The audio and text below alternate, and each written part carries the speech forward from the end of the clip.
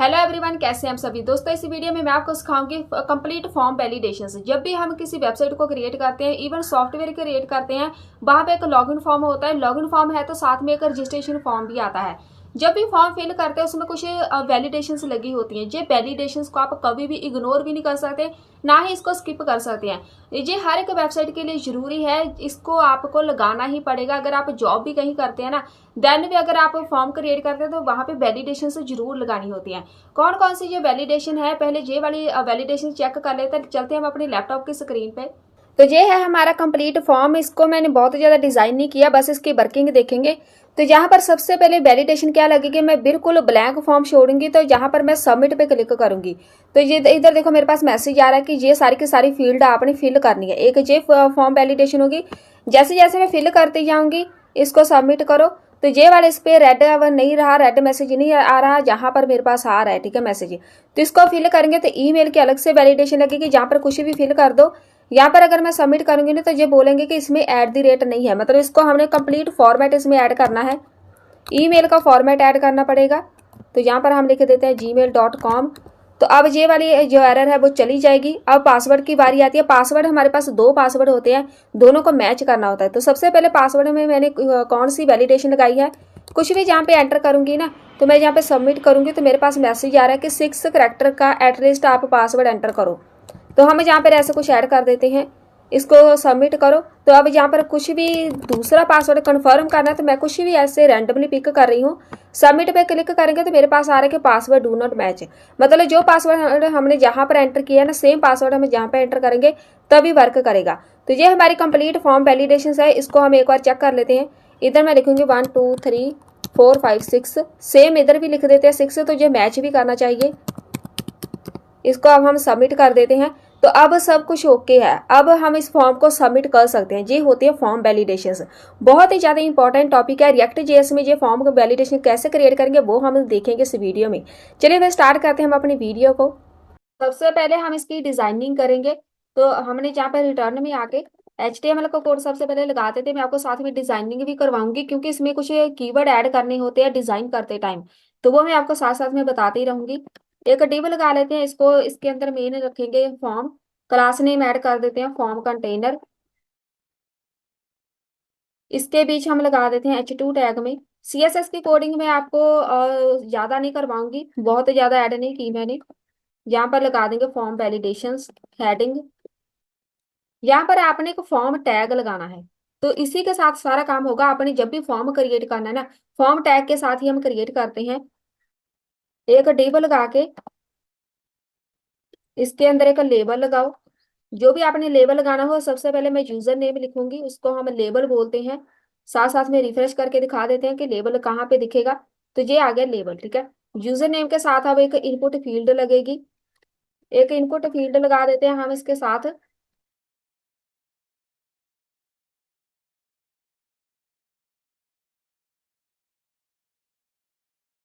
यहाँ से देख लेते हैं रिफ्रेश करके, इनपुट फील्ड लग गई। सेम ऐसे ही एक यूजर नेम हो गया। दूसरा आपने लगाना है तो जे वाला डिव आप यहाँ से कॉपी कर सकते हैं। डायरेक्ट जे वाला कॉपी करो, यहाँ पे आके पेस्ट कर दो, एंटर करो, पेस्ट। यूजर नेम लिखा हुआ है, इधर हम ईमेल लिख देते हैं।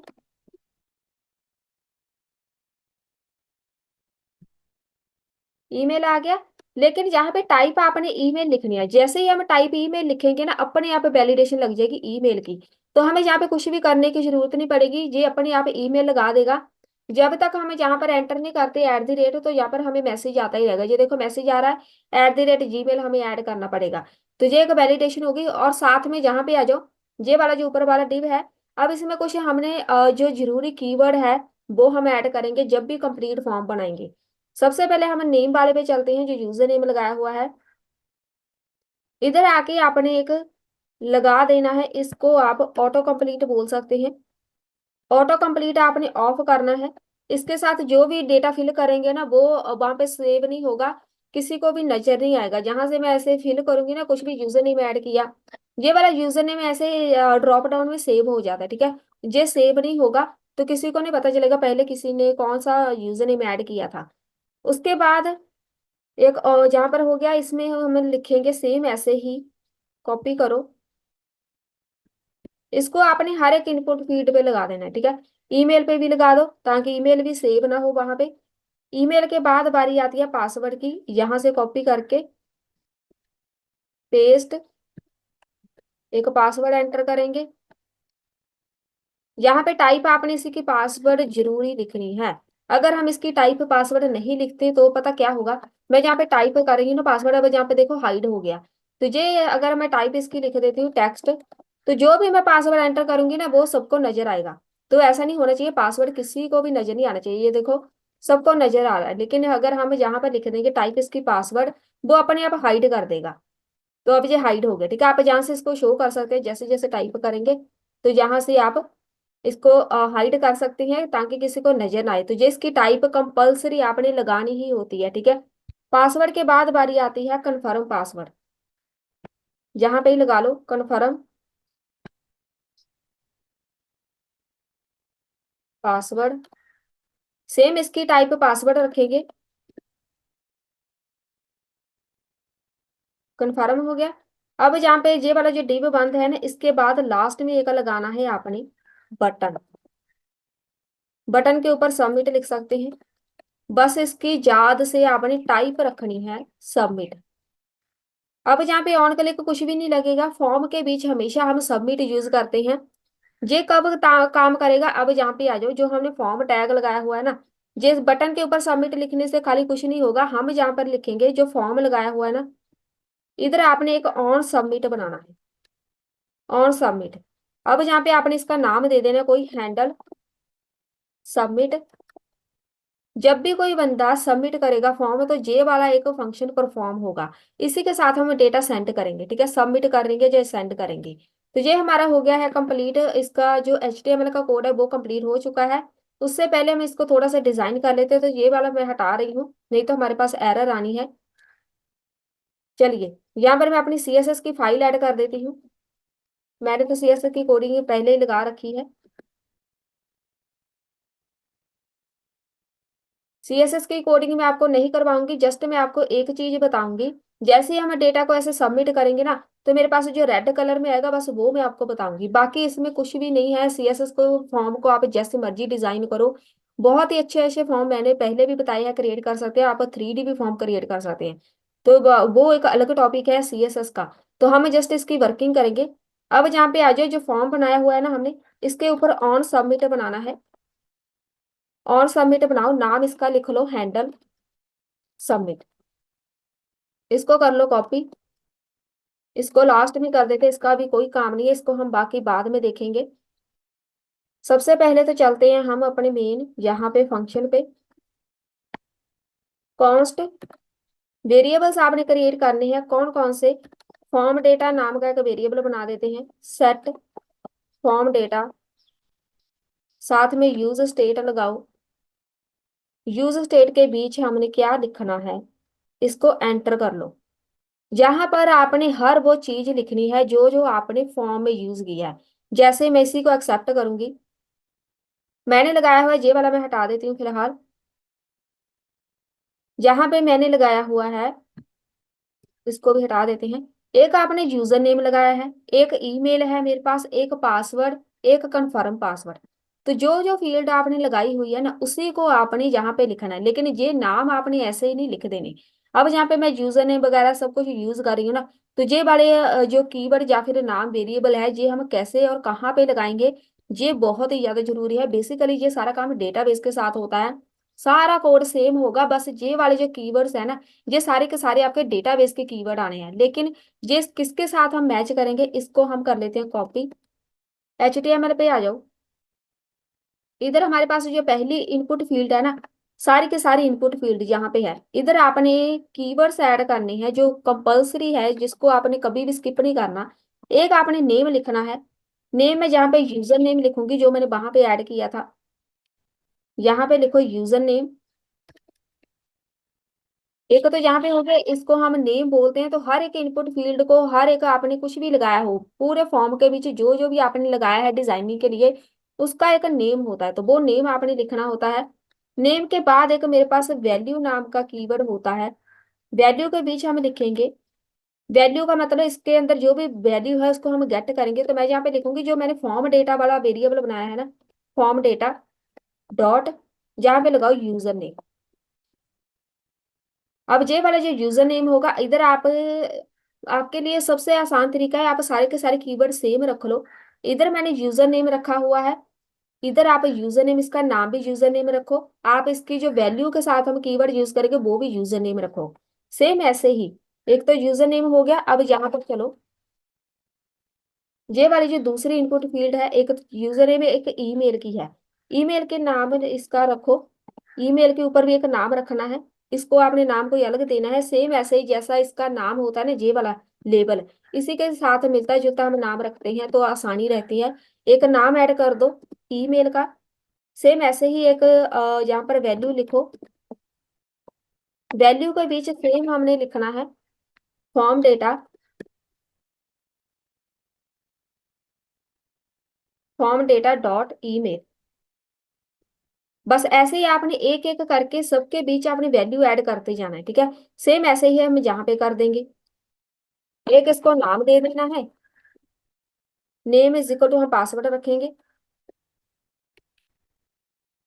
एक वैल्यू ऐड कर दो, वैल्यू सेम है, हम फॉर्म डेटा पासवर्ड, यहाँ पे लिखो फॉर्म डेटा पासवर्ड। ये भी हो गया। ऐसे ही हम कन्फर्म का लगाएंगे, कन्फर्म बट इनपुट फील्ड पे लगाना है याद से।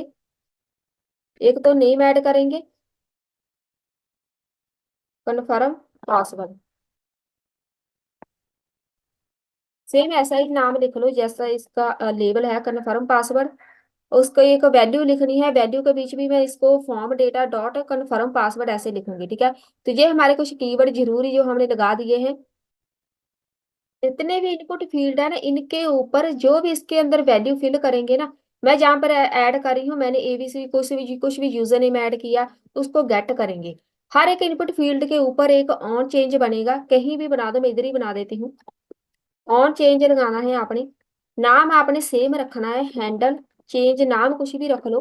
हैंडल चेंज बना दिया, इसको बस कॉपी कर लो, हर एक इनपुट फील्ड पे इसको पेस्ट कर दो। सेम होना चाहिए क्योंकि इसका काम सेम रहेगा, जस्ट हमने इसकी वैल्यू गेट करनी है। तो फॉर्म वैलिडेशन के अंदर आप सेम लगा सकते हैं, इसमें कोई ज्यादा इश्यू नहीं है क्योंकि सारा काम हम एक साथ ही कर देंगे। सारी की सारी वैल्यूज हम एक बार गेट कर लेंगे। तो ये हो गए हमारे HTML का कोड खत्म हो गया जो हमें बेसिक चाहिए था। सारे के सारे कीवर्ड हम जहाँ से ऐड करते जाएंगे। अब चलते हैं जहाँ पे ये सब आपने ऐसे लगा देने हैं जो जो भी हमें चाहिए इधर कीवर्ड्स। एक दूसरा कांस्टेंट बनाओ, एक वेरिएबल बनाओ एरर्स का। एरर्स का मतलब वहां पे मुझे एक मैसेज आ रहा था ना कि आपने ये फिल नहीं किया तो इसको फिल करना जरूरी है, पासवर्ड मैच नहीं कर रहा। उसके लिए हम ये एरर वाला बनाएंगे।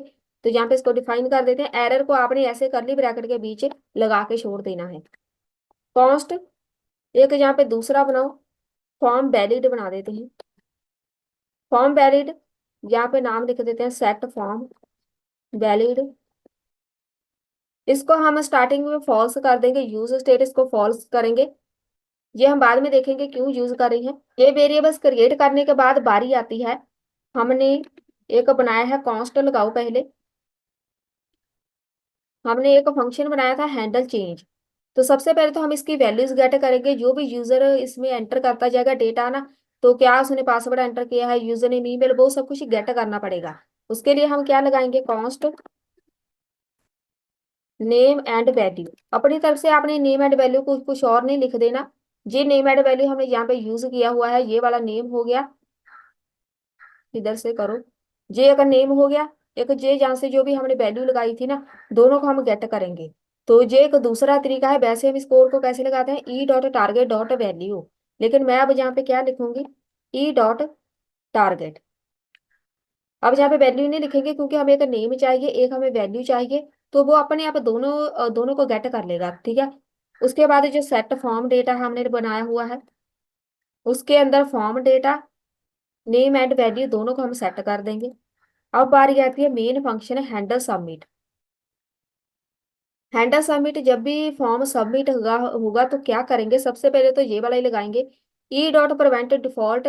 तो ये बार बार पेज रिफ्रेश नहीं होता, ये बहुत ही जरूरी होता है। इसके साथ जैसे जैसे आप सबमिट पे क्लिक करते जाएंगे ना, बार बार पेज रिफ्रेश नहीं होगा, और फॉर्म में जो भी कुछ वैल्यू फिल करेंगे ना, वो बार बार हमें फिल करने की जरूरत नहीं पड़ेगी, वो वहां पर टिकी रहेगी।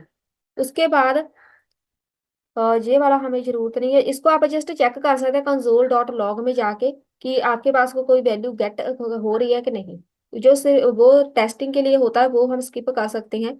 जहाँ पे आपने लगाना है, इसको हटाओ, वैलिडेट फॉर्म। ये नाम आपने दे देना है, ये नाम कुछ भी हो सकता है, इसकी वर्किंग हम बाद में करेंगे। ये फंक्शन होगा कि फॉर्म को वैलिडेट कैसे करना है, उसको हम यहाँ पे कॉल कर देंगे। इफ फॉर्म वैलिडेट वैलिड, ये वाला हमने बनाया हुआ था। अगर तो फॉर्म वैलिड हुआ, कैसे फॉर्म वैलिड होगा वो हम बाद में देखेंगे, इसका कोड हम बाद में लगाएंगे। अगर तो फॉर्म वैलिड हुआ, वो वाला कोड हमारा सही हुआ, तो हम क्या करेंगे, कंसोल में जाके, अब ये हम कंसोल में भी लगा सकते हैं, कंसोल डॉट लॉग, जहां पे हम लिख देंगे फॉर्म सबमिटेड। तो ये मैं दिखाऊंगी हमने ये वाला कोड क्यों लगाया हुआ है, तो आपको पता चल जाएगा कि आपका डेटा सबमिट हो गया कि नहीं। जस्ट हम यहाँ पे लिख देंगे फॉर्म डेटा। ये आपकी टेस्टिंग के लिए आपको पता चल जाएगा आपका जो भी डेटा होगा वो सबमिट हो गया है या नहीं। और जहाँ पे लगाएंगे comma, console dot log log में जाके देखेंगे, एल्स में जाके अगर ना सबमिट हुआ, कंसोल डॉट लॉग, जहाँ पे बस लिख दो फॉर्म एरर, कुछ भी लिख दो, आपको पता चल जाए कि एरर आ गई है। और जहाँ पे लिख लो बस इतना ही सही है, एरर अपने आप आ जाएगी। ये तो हमारा छोटा सा एक कोड हो गया कंप्लीट। अब बारी आती है हमारा मेन कोड, ये वाला है ना फॉर्म वैलिडेशन फॉर्म। इसके अंदर हम सारा कोड करेंगे, इसको इसके ऊपर ही क्रिएट कर देते हैं। इसको एंटर कर दो। फॉर्म वैलिडेशन वैलिडेशन कैसे परफॉर्म करेंगे, कॉन्स्ट फॉर्म वैलिडेट फॉर्म, इसका एक फंक्शन क्रिएट कर लो। सबसे पहले हम एक वेरिएबल बना देते हैं लेट के साथ एरर्स, सारी के सारी एरर्स के मैसेज हम इसी में प्रिंट कराएंगे। लेट फॉर्म इज वैलिड, ये भी एक वेरिएबल है, बस इसको ट्रू कर दो। ये दूसरा हमने वेरिएबल बना लेना है, नाम कुछ भी दे दो। सबसे पहले मैं इसे कमेंट में लिखूंगी यूजर नेम वैलिड। सबसे पहले यूजर नेम को वैलिडेशन इसकी चेक करेंगे, कैसे लगाएंगे, if not form data dot user name dot trim. User name को देखो कैसे वैलिड करेंगे, मेरे पास एक एरर मैसेज आए, dot user name is equal to, इधर लिखो यूजर नेम इज रिक्वायर्ड। ये वाला मैसेज मुझे लिखा नजर आना चाहिए। अगर हम इसको ब्लैंक छोड़ देंगे, पूरे फॉर्म को अगर हम ब्लैंक छोड़ देंगे, ऐसे ही सबमिट कर देंगे ना, तो मेरे पास मैसेज आई। अब ये वाला जो एरर है, अब इसी को हम डिफाइन करेंगे पहले। यहाँ पे हमने एस लगाना है, तो यहाँ पर मेरे पास एरर्स वाला वेरिएबल था ना, तो एस आएगा, वो ऊपर हमने डिफाइन किया ना, बस वही वेरिएबल आना है। चलिए, अब जो हैंडल सबमिट वाला है, पहले इसको हम चेक कर लेते हैं। ये वाला हैंडल सबमिट वाला, इसको जहां पर हमने ऑन सबमिट लगाया बस सही है।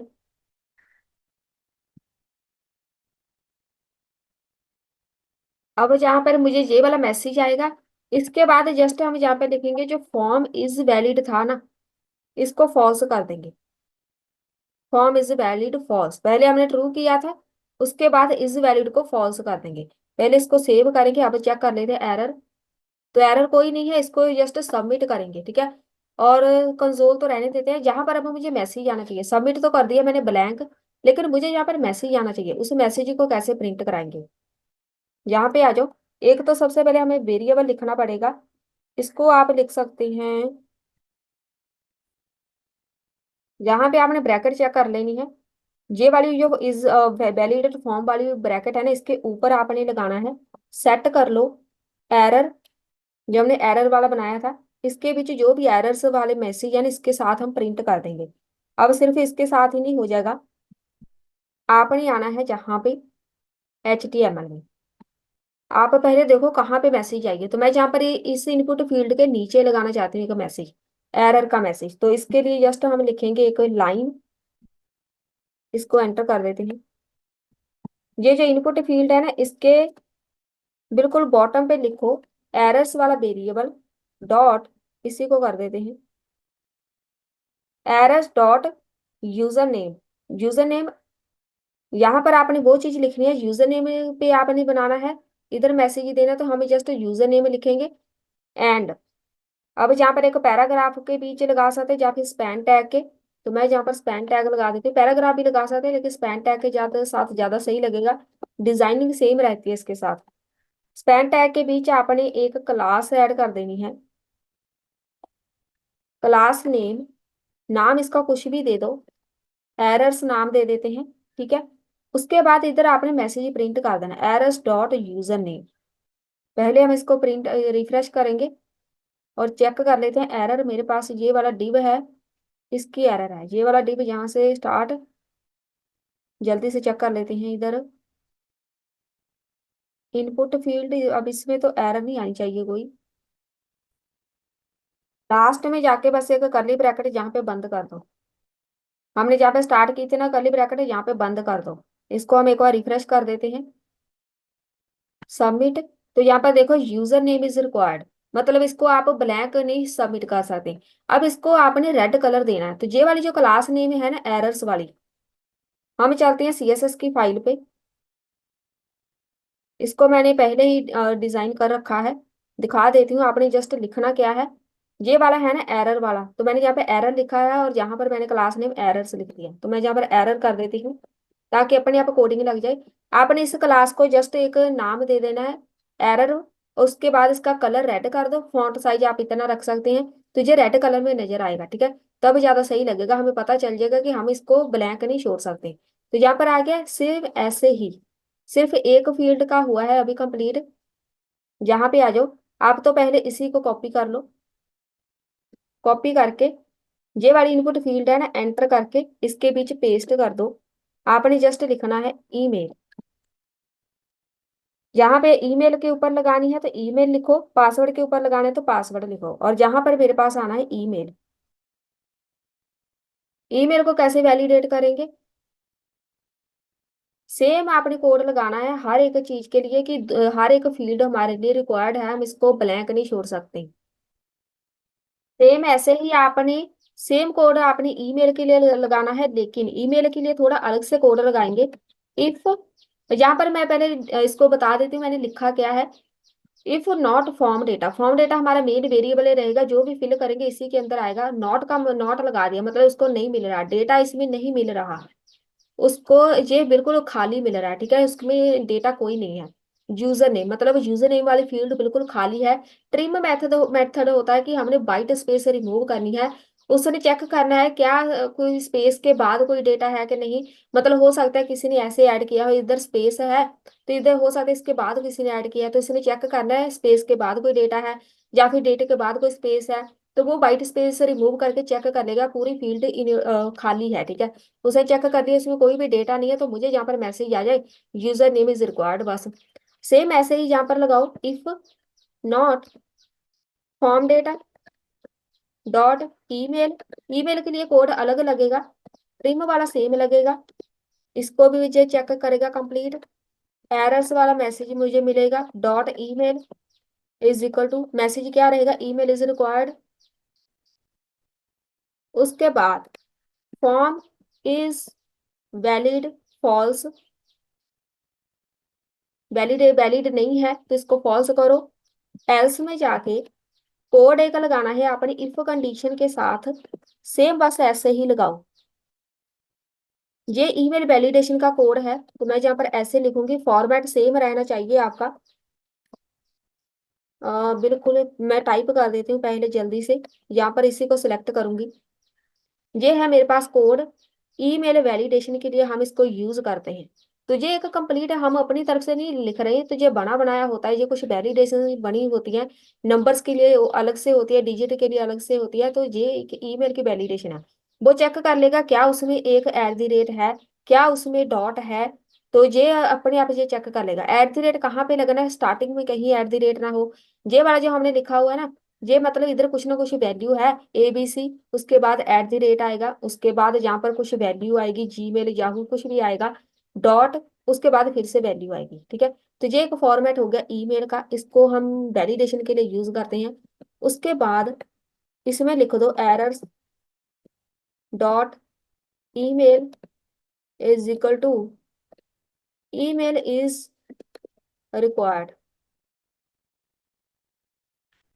अब यहाँ पे मैंने ईमेल के लिए दो वैलिडेशंस लगाई हैं, तो इसके बाद जो फॉर्म वैलिड है इसको फॉल्स कर दो।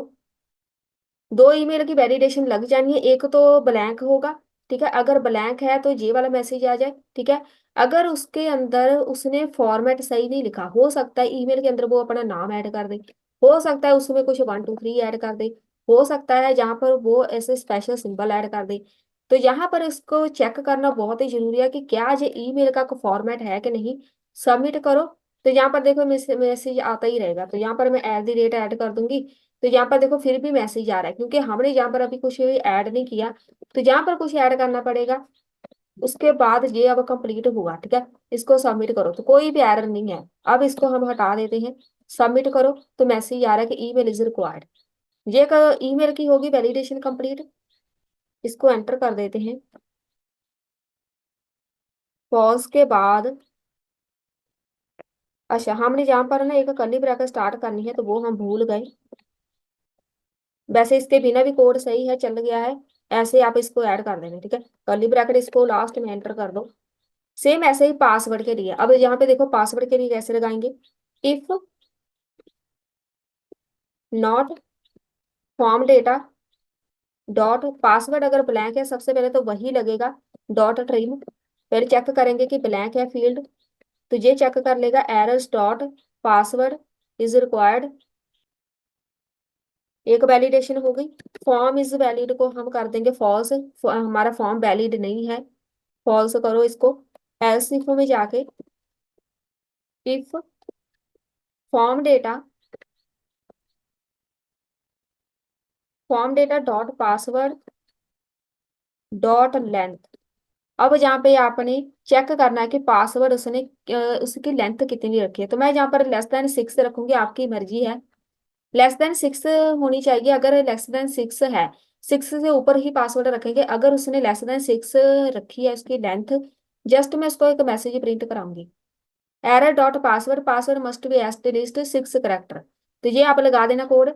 आप जहाँ पर 8 भी रख सकते हैं, बेसिकली तो ये 6 ओके है, इतनी सही है। तो उसके बाद फॉर्म वैलिड को फॉल्स कर दो। दो वैलिडेशन हो गई हमारी कंप्लीट। इसकी उसके बाद कन्फर्म भी का आता है। ये तो पासवर्ड का हो गया, इसी को हम कॉपी कर लेते हैं। यहाँ पे आके इसको पेस्ट कर दो। कन्फर्म पासवर्ड लगाएंगे, तो यहाँ पे लिखो कन्फर्म पासवर्ड। तो यहाँ पे पासवर्ड जो आपने पहले वेरिएबल बनाया था ना, सेम वही होना चाहिए, कन्फर्म पासवर्ड वाला। डॉट ट्रिम वाला सेम लगेगा। कन्फर्म पासवर्ड यहाँ पे लिखो कॉपी, यहाँ पे कर दो पेस्ट। तो यहाँ पे लिख दो कन्फर्म पासवर्ड इज रिक्वायर्ड। सबसे पहले हम इसको चेक करेंगे कि ब्लैंक तो नहीं है, उसके बाद फॉल्स कर दिया। देन हम मैच करेंगे, तो ये वाला जो कंडीशन है ना, इसको हम चेंज करेंगे। मैच करना है कि हमारा पासवर्ड और कंफर्म पासवर्ड दोनों मैच कर रहे हैं कि नहीं। कैसे होगा, फॉर्म डेटा डॉट पासवर्ड, इसके अंदर जो भी पासवर्ड है, पासवर्ड मतलब पासवर्ड वाले फील्ड में अगर ये is equal to not is equal to है किसके, form data dot confirm password, paste कर देते हैं। अगर पासवर्ड की field not is equal to है कन्फर्म पासवर्ड की, मतलब दोनों का पासवर्ड मैच नहीं करा, तो मैं यहाँ पे जस्ट मैसेज प्रिंट कराऊंगी पासवर्ड डजंट मैच। इसको कर दो फॉल्स, और जहां पर मेरे पास आना है एरर किधर जाएगी, कन्फर्म वाले एरिया में। तो यहाँ पर इसको कॉपी करके इधर आपने पेस्ट करना है, तो ताकि हमें एरर कन्फर्म वाले इनपुट फील्ड के नीचे शो हो। पहले तो यहाँ पे 1 2 3 4 5 6 लिखूंगी, और जहाँ पे लिखूंगी 1 2 3 4 5 6 7। इसको सबमिट करो। मैसेज नहीं आया, एक बार चेक कर लेते। अच्छा, हमने यहाँ पर मैसेज प्रिंट ही नहीं कराया। आपने आ जाना यहाँ पे, हर एक फील्ड के आप इनपुट फील्ड के नीचे ये वाला मैसेज प्रिंट कराएंगे। कॉपी, पहले तो पासवर्ड पे जाओ, पासवर्ड लिखो, यहाँ पे भी आपने पासवर्ड लिखना है। अब यहाँ पे आ जाओ, कॉपी, कन्फर्म वाले पे चलो, पेस्ट। जहां पे देखो कन्फर्म पासवर्ड, सेम ऐसे जहां पे कन्फर्म पासवर्ड। अब मुझे मैसेज आया, ठीक है, पासवर्ड डजंट मैच। तो यहाँ पर रेड कलर में आना चाहिए। अब जहाँ पर मैं सेम करूंगी, 1 2 3 4 5 6, सबमिट करो। तो अब दोनों मैच है, कोई एरर नहीं है, ठीक है, परफेक्ट हमारा कोड काम कर रहा है। अब यहाँ से हम फिल करेंगे, यहाँ पे फिल करेंगे कुछ भी ऐसे, ईमेल ऐड करनी पड़ेगी हमें। ये भी हो गया, सबमिट किया, कोई एरर नहीं है। अब कंसोल ओपन करो, इंस्पेक्ट करो। ये सारे का सारा काम होता है डेटाबेस के साथ, सारा कोड सेम रहेगा, आपने कुछ भी नहीं करना। तो यहाँ पर मेरे पास एरर है, ठीक है, डेटा सबमिट नहीं हुआ, इसको सबमिट करो। नहीं हो रहा तो हम जल्दी से एरर देख लेते हैं। मेरे पास यहाँ पे डेटा सबमिट होने का मैसेज आना चाहिए, एक बार देख लेते हैं। जस्ट ये फॉर्म एरर बोल रही है, तो हमें यहाँ पर पता नहीं एरर किधर है, चेक कर लेते हैं। 67 पे कुछ बोल रहे हैं,